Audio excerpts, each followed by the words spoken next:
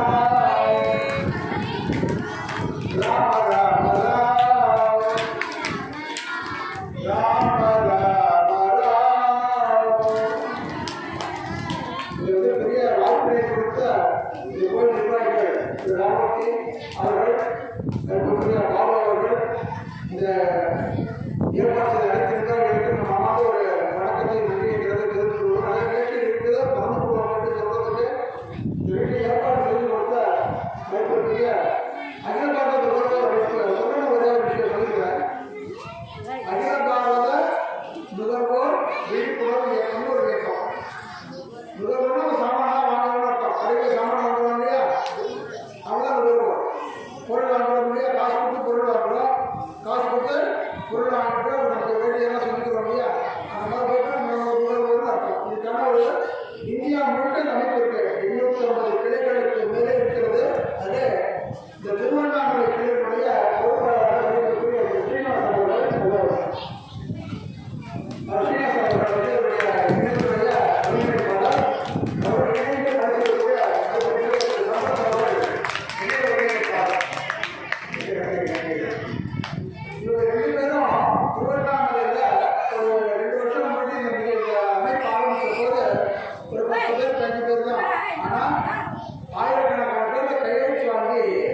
திருவண்ணாமலைக்கு சென்னை திருவண்ணாமலைக்கு நமக்கு ட்ரெயின் உண்டா இல்லையா?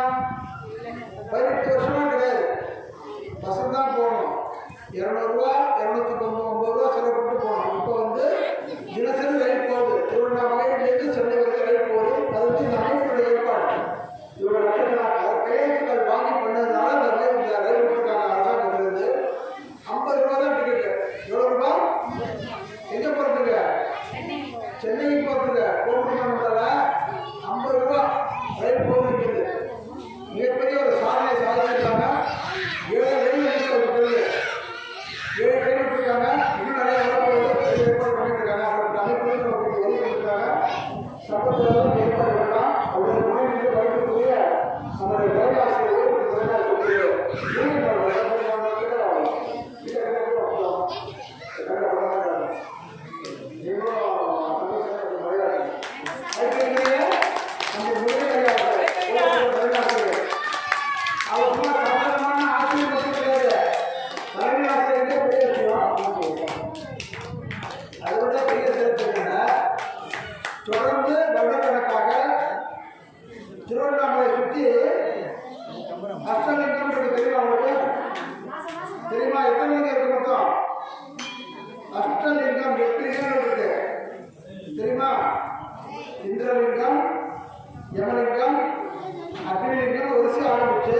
ஈசான நீங்கள் வந்து சுற்றி வரணும். சுற்றி வந்து 8 லிங்கங்கள், அந்த 8 லிங்கங்கள் இருக்கும். மாதம் மாதம் ஒரு தமிழ் மாதம் முதல் தேதி அன்னைக்கு அபிஷேகம் பண்ணுவாங்க. அது மிகப்பெரிய குழுவுடைய தலைவராக இருக்கார் அவர். ஜோர வேதத்தில் ஒரு முறை அழைத்து போய் அச்சடிக்கிறதுக்கும் அபிஷேகம் செய்து பூஜைகள் செய்து ராஜமுறை பண்ணுவாங்க. அப்படியே மருத்துவமனைகளில் போயிட்டு இலவசமாக கஞ்சி கொடுத்துருக்காரு. நோயாளிகளுக்கும் அவருடைய உறவினருக்கும் அதில் குடிக்கிறதுக்கு கஞ்சி அருமையான ஒரு உணவு, சத்துள்ள உணவு, தொந்தரவில்லாத உணவு. வெளியில் காசு கொடுத்து சாப்பிட்டாலும் தொந்தரவு பண்ண வைத்து தொந்தரவு பண்ணுவோம். நம்மளே வீட்டிலே சமைச்சு ஏற்பாடு பண்ணி கஞ்சி கொண்டே கொடுத்துருக்காங்க. தினசரி கொண்டு கொடுத்துருக்காங்க. மிகப்பெரிய ஒரு அழகான பணிகள் ஐயாவுக்கு மாணவர் நன்றி எடுத்து போகிறோம். ஆனால் ஏற்பாடு பண்ணியிருக்காங்க. அடுத்ததாக அந்த ராமாயணத்தை சொல்லி சீரை கூட்டிட்டு இருக்காரு இல்லையா? அப்போ வழியில் என்ன நடந்தது அதை பற்றியும் சீரை புரிஞ்சுக்கும். ராமராஜ கஷ்டப்பட்டு போகிறாங்க. அவங்க பழைய தூக்கி போயிட்டாங்க, மனைவி தூக்கி போயிட்டாங்க. இவங்க ராமகிருஷ்ணன் கஷ்டப்பட்டு தேடிட்டு போகிறாங்க இல்லையா? அந்த ஒரு காட்சியை பற்றி ரொம்ப சொல்லுவார். அருமையாக பாடல் பாடிக்கொண்டு நிறைய கதைகள்லாம் சொல்லிக்கொண்டு அதெல்லாம் சொல்லுவாங்க. எவ்வளோ கேட்கலாமா? அதுக்குரிய அவர்கள் அவர்கள் இந்த நேரத்தில் சொல்கிறோம். அரசாங்கத்துடைய விருது வாங்கியிருக்காரு. கமிஷனுடைய விருது திருக்குறள் கொண்டுக்கூடிய தலைவர் திருக்குறள் மக்கள் கொள்வது முயற்சி செய்து கொண்டிருக்கிறார். திருவண்ணாமலைக்கு தெரிவித்த தலைவர் மாதம் 200 மாதங்களாக இருக்கிறார்கள். நான் வேற இருந்தாங்க திருக்குறள் மாவட்டத்தை தலைவர் அவர் வந்து நிறைய குழந்தை விவரம் சொல்லலாம். அம்மா சொல்லுங்க.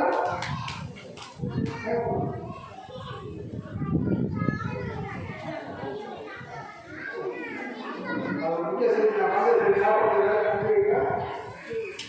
ஐயா வந்து சொல்லுங்களா, இந்த திருக்குறள் மனப்பாடம் பண்ணி படிக்கிறாங்க இல்லையா?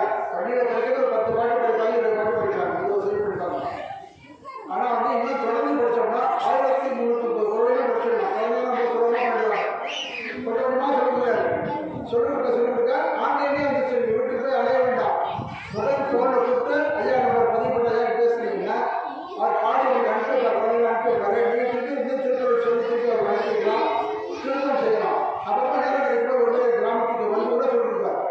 அப்பப்போ நேரம் கூட வருவார். இது மாதிரி சொல்லி கொடுக்கும்போது நீங்கள் என்ன பண்ணாங்கன்னா கொஞ்ச நாளில் ஒரு அதிகபட்சம் ஒரு 3 மாதம் 4 மாதத்துக்குள்ளேயே திருக்குறள்லாம் கற்றுக்கொண்டு பல இடங்களுக்கு சொல்ல முடியும். அது சொல்லும்பொழுது இந்த முழு திருக்குறளையும் சொல்ல முடித்த பிறகு அரசாங்கத்துக்கு விருது கொடுக்குறாங்க. அது பரிசு கொடுக்குறாங்க. 25,000 ரூபாய் பரிசு. 15 சொல்லிட்டாங்க கரெக்டு. 15,000 பரிசு. யார் வாங்கலாம்? நீங்களே வாங்கலாம். வாங்கலாமா? ஐயாவோட எண் நீங்கள் ஆகிங்க, ரூபாய் ஆகிங்க. நீங்கள் வந்து ஐயாவுக்கு வாட்ஸ்அப் மூலமாக நீங்கள் பதிவு பண்ணி அனுப்பிட்டீங்கன்னா திருக்குறள் கொடுத்துருப்பாரு. நிறைய பேர் திருக்குறள் கற்றுட்டு நீங்கள் திருக்குறள் கொண்டு போகணும். நம்ம தெய்வ புலவர் சொல்கிறோம். வள்ளுவர் அவருடைய வாக்கு வந்து தெய்வ வாக்கு. நம்ம தமிழ் திருமறைன்னு சொல்லுவோம். அவரோட குரலை நான் வந்து பயிற்சி செய்யணும், படிக்கணும், வாழ்க்கையை பயிற்சி பண்ணணும். ஐயா திருக்குறள் கொண்டு வைக்கிற தலைவரையாவுக்கு இந்த ராமாயணத்தை தொடர்ந்து செய்து கொண்டிருக்காங்க. அதை உண்மையாக கேட்கலாமா? கேட்கலாமா வேணாமா? கேட்கலாமா? சரி. திருப்பதி வாசலுக்கு கோந்த போடு, திருப்பதி வாசலுக்கு கோந்த போடு, ஏழுமலை வாசலுக்கு கோந்த போடு, ஏழை கொண்டாடலுக்கு கோந்த போடு, கோந்த போடு, கோந்த போடு, காசு சைக்கிழமை கோந்த போடு, புண்ணியம் சுருந்த சேரும் கோந்த போடு, கோந்த போடு, கோந்த போடு, திருப்பதி வாசலுக்கு கோந்த போடு, ஈராடு நோக்கியும் கோந்த போடு, கோந்த போடு, கோந்த போடு, கோந்த போடு. சொல்லலாம். கோவிந்தா கோவிந்தா கோவிந்தா கோவிந்தா கோவிந்தா கோவிந்தா.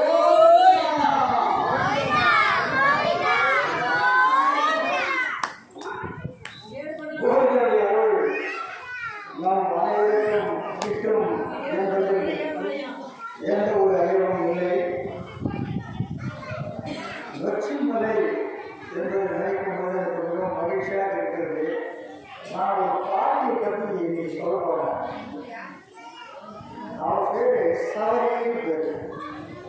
பொதுவா பாட்டிங்க தான் கதை சொல்லுவாங்க. ஆனால் இப்போ இருக்கிற பாட்டிலாம் தொலைக்காட்சி பெட்டிக்கு முன்னால் உட்காந்து வாயப்படுன்னு கதை சொல்றதெல்லாம் அவங்களுக்கு அவங்க கதை பார்த்துருக்கா. பாட்டிகள் கதை சொன்ன காலம் மாறி போய் இப்போது பாட்டிகள் எல்லாம் தொலைக்காட்சி பெட்டிக்கு முன்னால் வாய்க்கிழந்து பார்த்து கொண்டிருக்கிற காலமாக மாறிவிட்டது. நான் ஒரு பாட்டியை பற்றி ஒரு கதை சொல்ல போறேன். சவரி என்று பெயர். பாட்டிகள் பொதுவாக என்ன சொல்லுவாங்கன்னா, இவன் எதை எடுத்து வச்சிருக்காங்க தெரியல,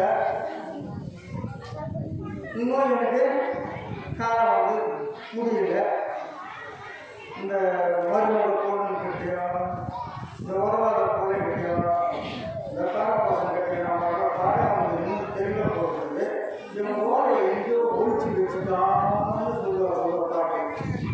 ஒரு முறை ஒரு பேரன் சொல்கிறப்போ, பாட்டி இந்த ஒரு தேன் பாட்டி பக்கத்துல இருந்தா இந்த ஓரம் உட்காந்த பாட்டி கபாலி எடுத்து அந்த ஓரம் போயிட்டாங்க.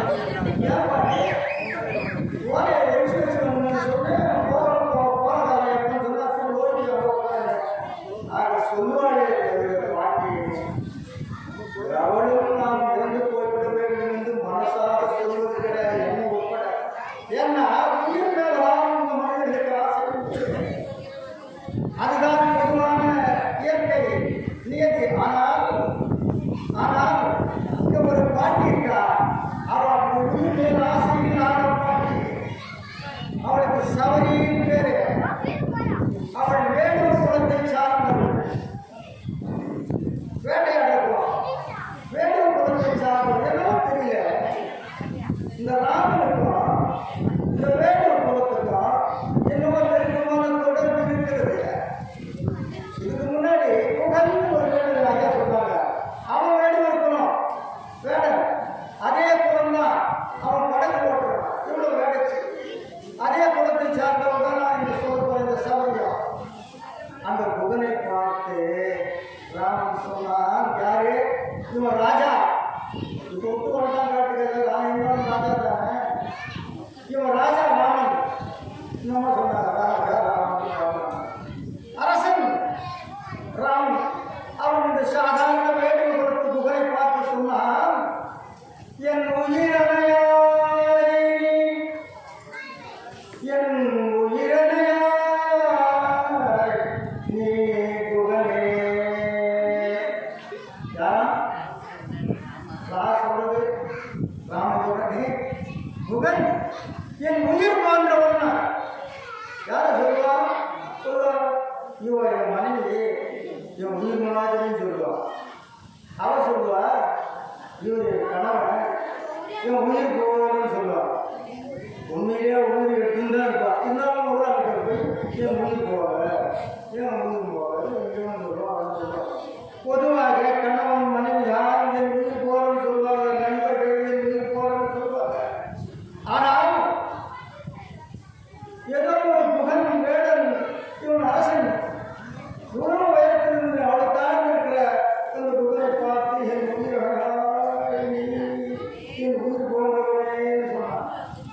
அதே ராமன் இங்கே இந்த சபையை பார்த்து சொல்றான், எங்கள் வருந்துரு துயரம் தீர்த்தார்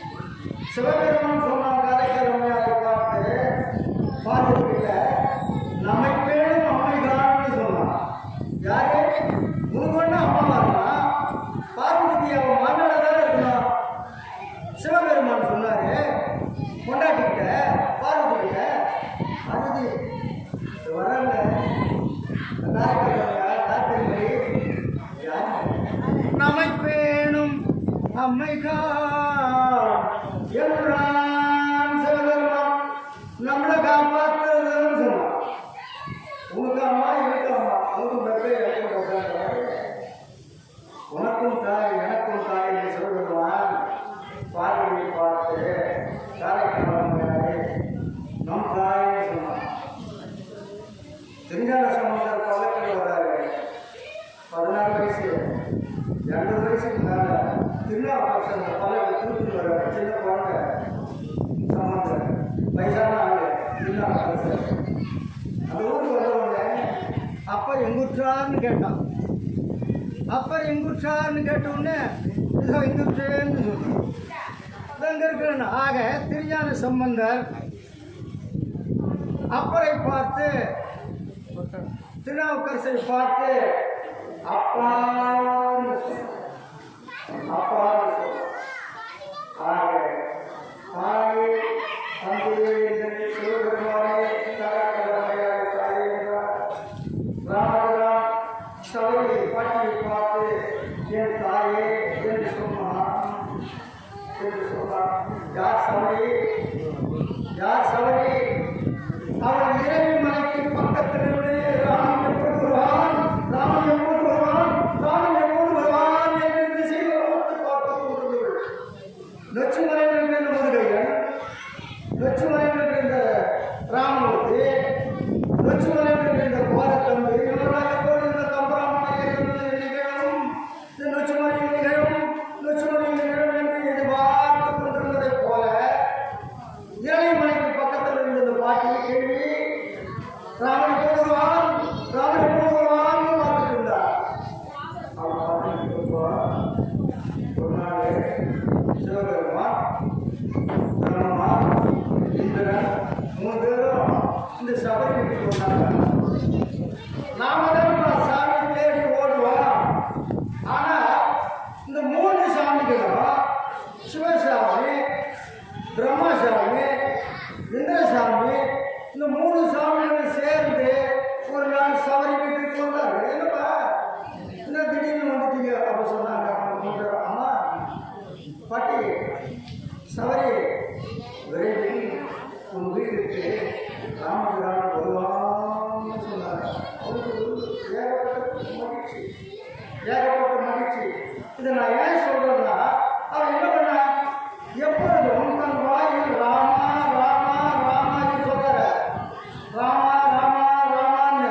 அதே போல தன் வாழ்நாள் முழுவதும் ராமா ராமா என்கிற 2 எழுத்தையை சொல்லி கொண்டிருந்ததால் இந்த 3 கடவுளர்கள் நேராக வந்து விரைவில் ராமன் வருவார் என்றாங்க. அது என்ன, நீங்க ராமா ராமான்னு சொன்னா போதும், ஒரு கோயில் குளம் போட வேணாம், எல்லா சாமிகளும் உங்க வீட்டில் வரிசை வந்து நிற்பாங்க. இது யார் வீடு? பார்த்துட்டு வீடா? ஆமாம். ஏன் அந்த 3 பேர் வந்து சாமிகளை இந்த வீட்டில் அந்த அம்மா ராமா ராமான்னு சொல்கிறாங்க. ஆமாம், அதான் சொல்லிட்டு கிடக்குற. அதான் நாங்களாம் வரிசை. யாரா 3 கடவுளர்களும் யார் ராமா ராமா என்று சொல்லுகிறார்களோ அவங்க வீட்டில் வரிசையாக வந்து வந்து வந்து அந்த அம்மாவை பார்ப்பாங்களா, அந்த ஐயாவை பார்ப்பாங்களா. ஆக நம்ம சொல்ல வேண்டியது ராமா ராமா என்கிற 2 எழுத்து. சமீபத்தில் பெருநாட்டுன்னு ஒரு தம்பி ஒன்றுனாரு. இவருடைய மாணவர்கள் நண்பர் அவர் சொன்னார், அவன் இங்கிலீஷ்காரன். அவன் தென்னமெரிக்காவில் ஒரு நாடு அர்ஜென்டினா, பிரேசில், சிலின்னு சொன்னான். அங்கே ஒரு நாடு பெருன்னு ஒரு நாடு. அங்கிருந்து வந்து இங்கிலீஷ்காரன் சொன்னார், ராமன் என்கிற ராமனுடைய தர்மம் தான் இந்த நாட்டினுடைய தர்மமாக இருக்க வேண்டும். யாருப்பா சொல்றது? நீ இங்கிலீஷ்காரன். ஆங்கிலேயன் சொல்றான், ராம தர்மம் தான் நம்ம நாட்டின் தர்மமாக இருக்க வேண்டும்.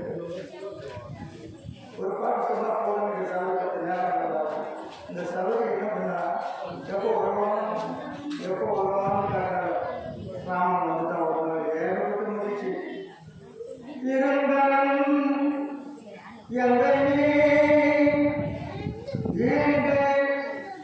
என்னும் தன்மை பொருந்திட இருந்தவன் எங்களை ஈண்டு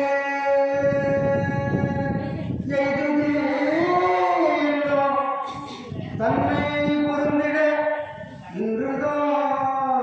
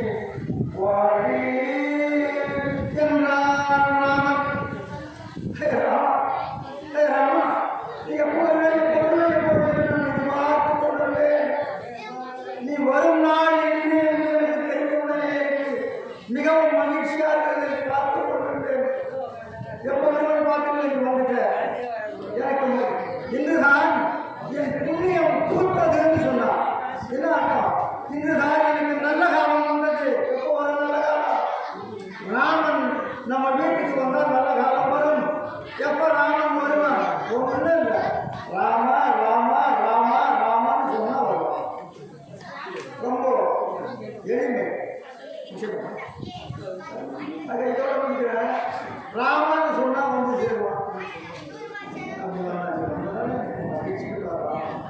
அவன் அன்போடு நோக்கி அவளை பார்த்து, அம்மா எங்கள் வருத்தம் தீர்த்தாய், எனக்கு காய்கறிகள் கொடுத்தாய். அம்மான்னு சொன்ன, அம்மனை வாழி என்றான். நான்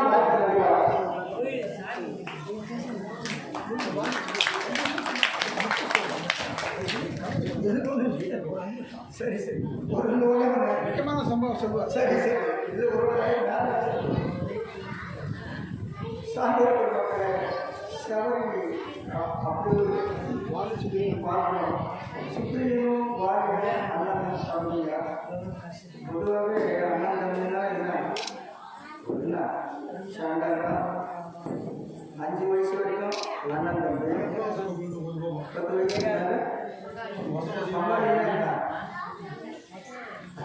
பங்காளினா பங்கு தேவையான அர்த்தம். பங்கு கேட்டால் என்ன வரும்? அதான் சண்டை வரும். பொதுவாக அண்ணன் தம்பிக்கு ஒன்றாக இருக்கிறான்னு கேள்விப்பட்ட அவன் ரொம்ப கஷ்டம், ரொம்ப கஷ்டம். அண்ணன் தம்பிக்கு பொதுவாக ஒன்றாக இருப்பதில்லை. அதே கதை தான் வாயை சுற்றி கொண்டிருக்கிறான்.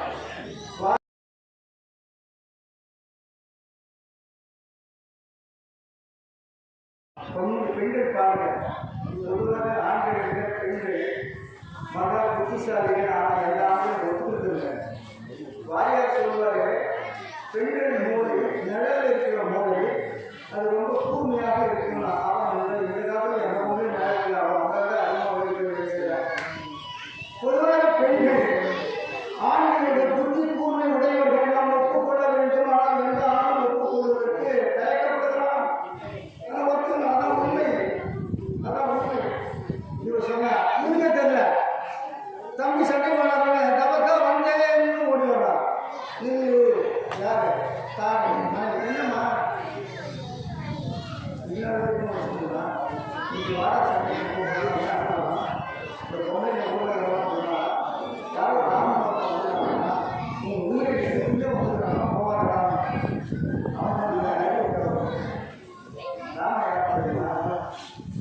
தம்பிதான் தம்பிதான் நினைக்கிறோம். அண்ணனுக்கு தம்பிக்கு சண்டை வரா.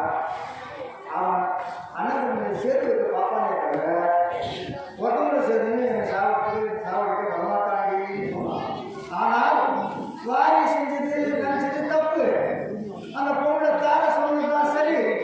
ஆனால் எனக்கு தெரியாம அது தெரியாம ஓடி போய் சண்டைக்கு போனான். ஒன்று சொல்லி முடிக்கிறேன். எடுத்து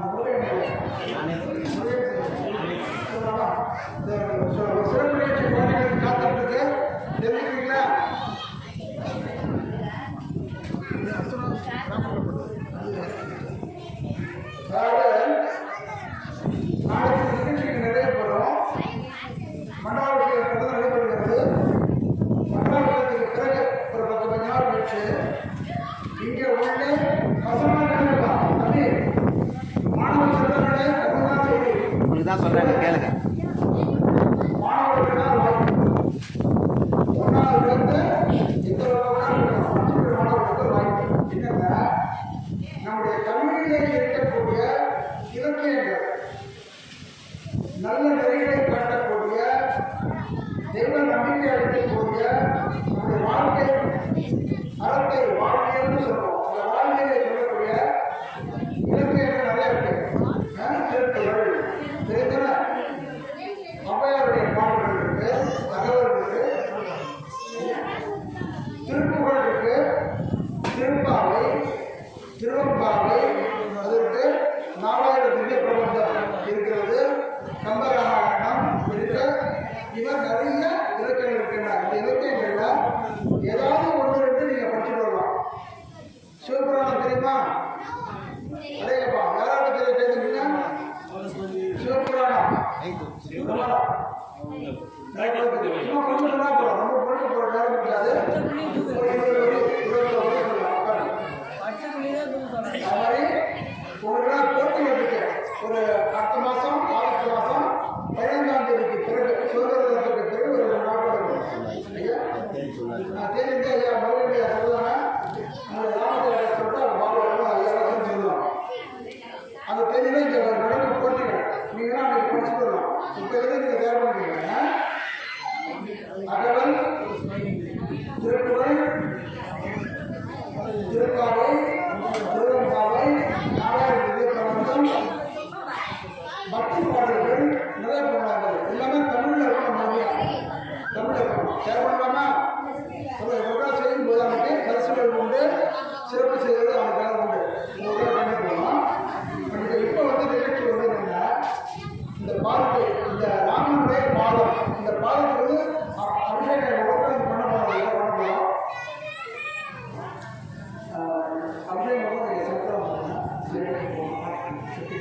அபிஷேகம் முன்னதாக இது வந்து வெள்ளியை பண்ணது. 20 வருடங்களுக்கு முன்னதாக பாபா அவர்கள் தொட்டு ஆசீர்வாதம் பண்ணி கிராமமாக கொண்டு போகணும்னு சொன்னார். 20 வருஷமாக சொல்லி இப்போ போயிட்டு இருக்கு. இதற்கு வீட்டிலே தான் தேசம் கூட்டு பண்ணிட்டு இருக்கோம். தேசம் உண்டு அபிஷேகம். இப்போ கிராமங்களுக்கு கவர்மெண்ட் இருக்கிறதால 2-3 ஆண்டு நிறைய போயிட்டு இருக்கு. அதனால முதல் விஷயம், இந்த பாவத்துக்கு அபிஷேகம் பண்ண நம்முடைய வாழ்க்கை ரொம்ப சிறப்பாக இருக்கும். சொன்னாங்களே அம்மா பொண்ணு கல்யாணம் சொல்லி அது மாதிரி ஒவ்வொருத்தருக்கும் ஒவ்வொரு தேவை இருக்கு, ஒரு வேண்டுதல் இருக்கு, பிரார்த்தனை இருக்கு இல்லையா? சாமி இருக்கு. அதை வந்து அந்த பிரார்த்தனை நடக்க எடுக்கலாம். அப்போதான் என்ன கேட்குறீங்க? ராம ராம ராம், ராம ராம ராம், ராம ராம ராம், ராம ராம ராம். இந்த அபிஷேகம் போது ஒவ்வொருத்தருமே உங்களுக்கு என்ன வேணும், நல்லது நடக்கணும், அந்த பிரார்த்தனை அமைப்பு செய்யுங்க. நிச்சயமாக நடக்கணும். எல்லாருக்கும் நல்ல விஷயமா இருக்கணும், மற்றவங்களும் நல்ல விஷயமா இருக்கணும். நல்ல விஷயம் நடக்கும். ஒன்று. ரெண்டாவது, பசும்பால் அபிஷேகம். பேக்கெட் பால் கிடையாது இல்லையா? லட்சுமணர் இது பேக்கெட் பால், பசும்பால் தான் தோணும். ஏன் நாட்டோட செல்லும் தான் மாடெல்லாம் மற்ற இடையே சொன்னாங்க, மாடுதான் செல்லும். உங்களுடைய பசுமாட்டுடைய பால் விட்டே முடியுங்க. இந்த பசும்பால் வந்து மகாலட்சுமியுடைய அம்சம். மகாலட்சுமி தான் பசும்பால். அதனால பசும்பால் அபிஷேகம் பண்ண நம்ம வீட்டில் என்ன நிறைய வரும், என்ன வரும்?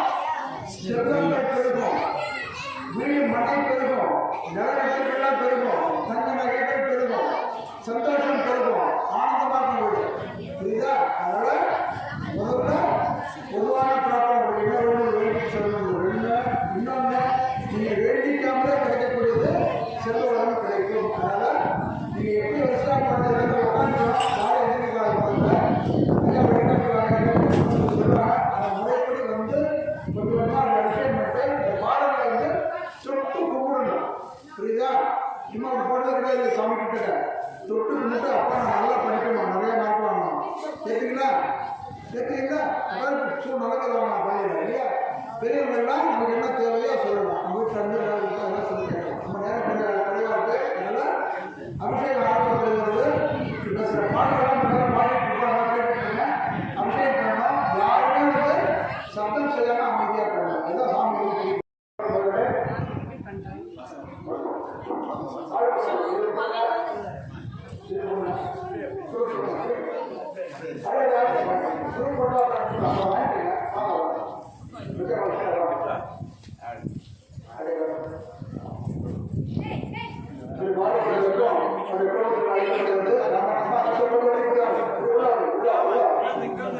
தம்பி உட்காராம்பா.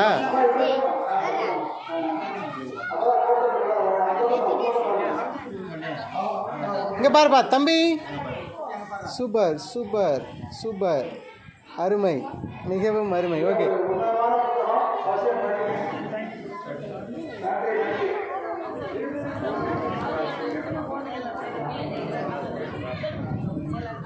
அடுத்ததாக இந்த கோயிலுடைய நிர்வாகிகள் மிகவும் தீவிரமாக பணி செய்யக்கூடிய மதிப்பிற்குரிய ரவிச்சந்திரன் ராஜாஜி ரவிச்சந்திரன் அவர்கள் அவருடைய குடும்பத்தினர் சுரேந்தர் கொடுக்கிறாங்க. ஐயா கம்ப்ளைண்ட் பண்ணிடலாம்.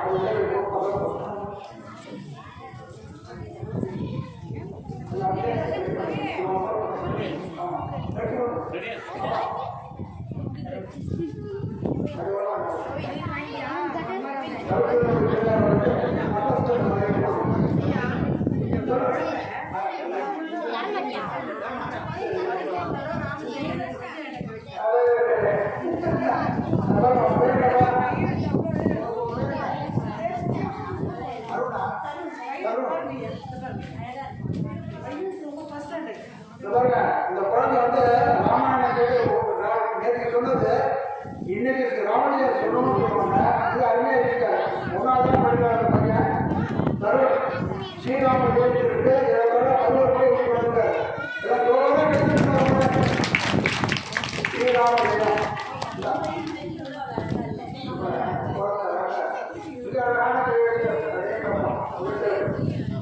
அவருக்கு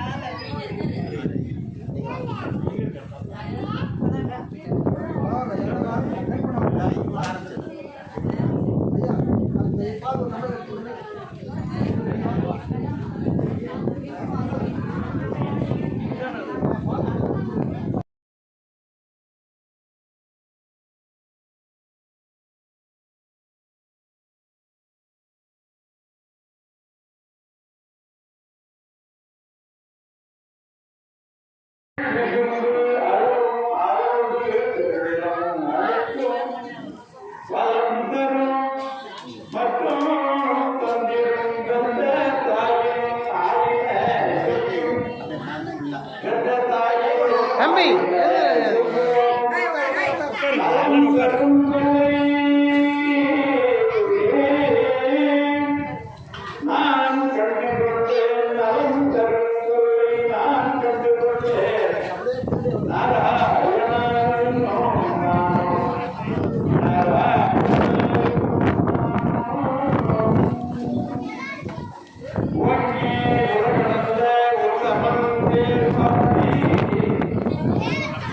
நாங்கள் நம்ம சாட்சி